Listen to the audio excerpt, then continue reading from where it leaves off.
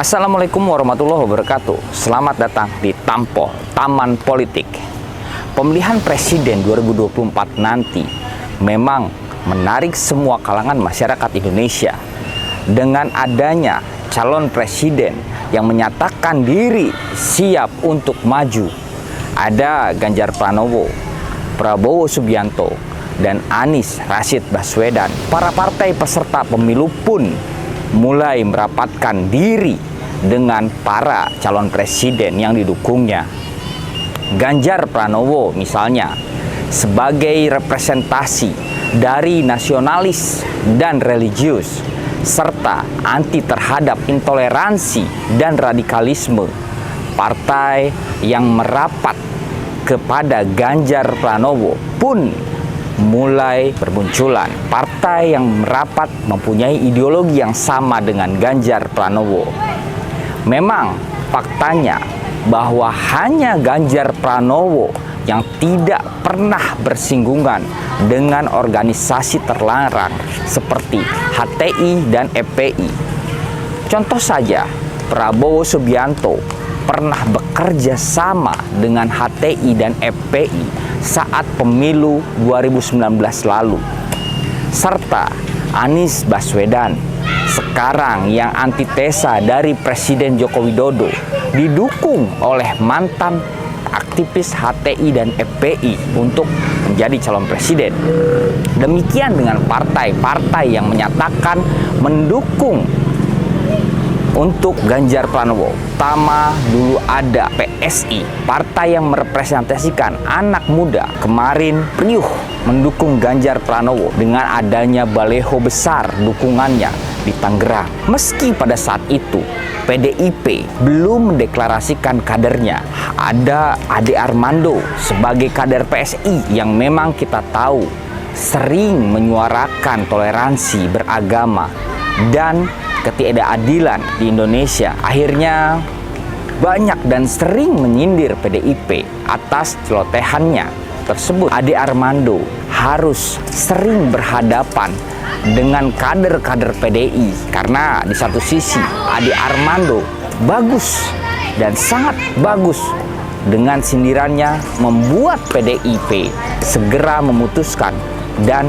mendeklarasikan Ganjar Pranowo. Tapi di sisi lain Ade Armando akibat dari celotehannya atau argumennya semakin menjauhkan PSI, partai dari Ade Armando, dengan PDIP yang notabene kedua partai ini merupakan kekuatan nasionalis untuk melawan kekuatan radikalisme yang menginginkan khilafah di Indonesia. Akhirnya semua berubah saat Ganjar Pranowo dengan berani dan ksatria menegaskan pendapatnya soal Piala Dunia U20 yang diikuti Israel.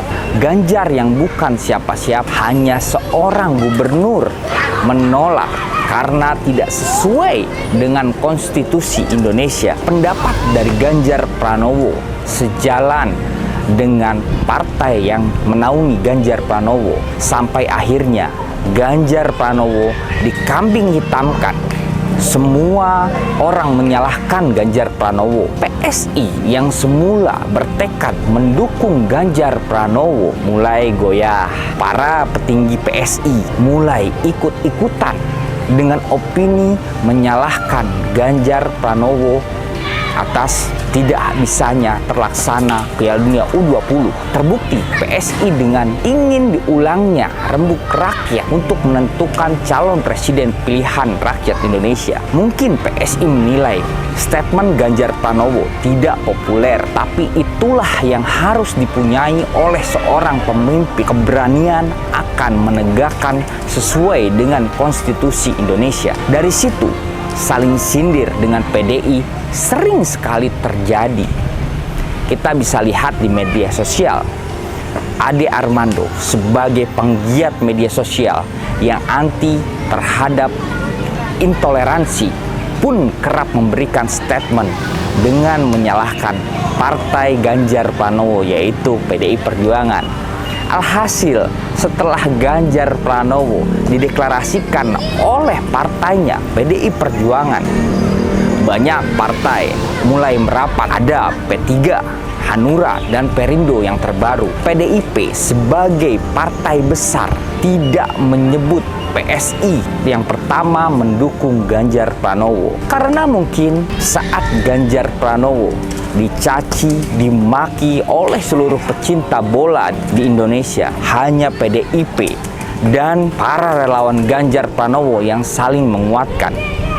PSI malah berwacana untuk mengganti dukungan setelah koalisi terbentuk. PSI bergabung dengan partai yang gampang akan mendukung. Siapa partai yang gampang tersebut? Ada Golkar, ada PAN. Ketiga partai ini menyatakan tegak lurus dengan Presiden Joko Widodo.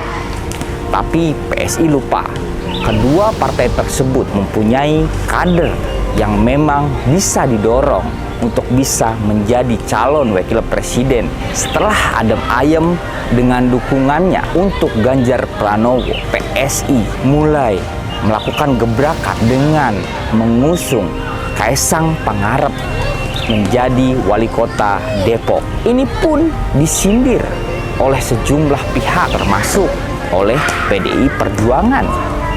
Karena di saat partai lain sibuk dengan cara meningkatkan potensi untuk memenangkan calon presiden Indonesia, PSI sibuk dengan wacana pencalonan wali kota Kaisang, di mana semangat yang menggelora melawan khilafah dengan mendukung Ganjar Pranowo apa sudah hilang dari PSI. Padahal bisa kita tahu PDI adalah partai nasionalis, kekuatan untuk melawan radikalisme khilafah yang bisa masuk ke Indonesia. PSI menurut saya harus bisa menjadi partai anak muda dan menjadi partai tameng demi negara kesatuan Republik Indonesia. PDIP dengan ideologi filosofi dari Bung Karno, PSI yang juga terinspirasi dari ajaran Bung Karno, harusnya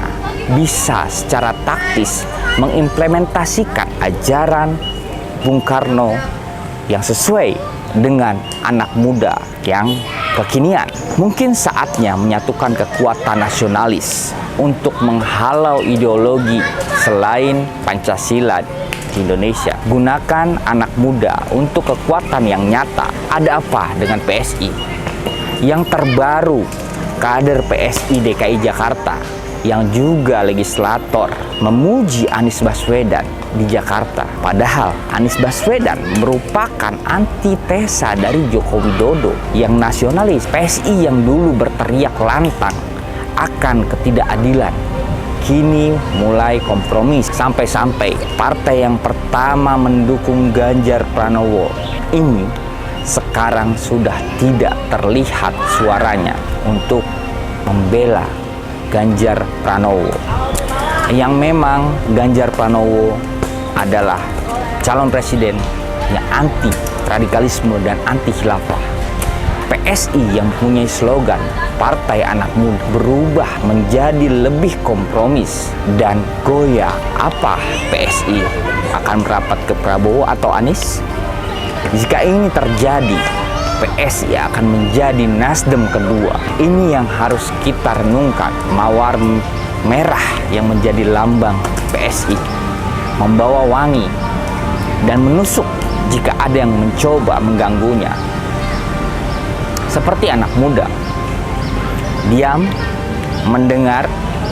Jika sudah tidak sesuai dengan Pancasila dan Undang-Undang Dasar 1945, anak muda Indonesia berani berkorban nyawa demi NKRI. Demikian episode Tampol kali ini. Kita akan bertemu di tampol-tampol berikutnya.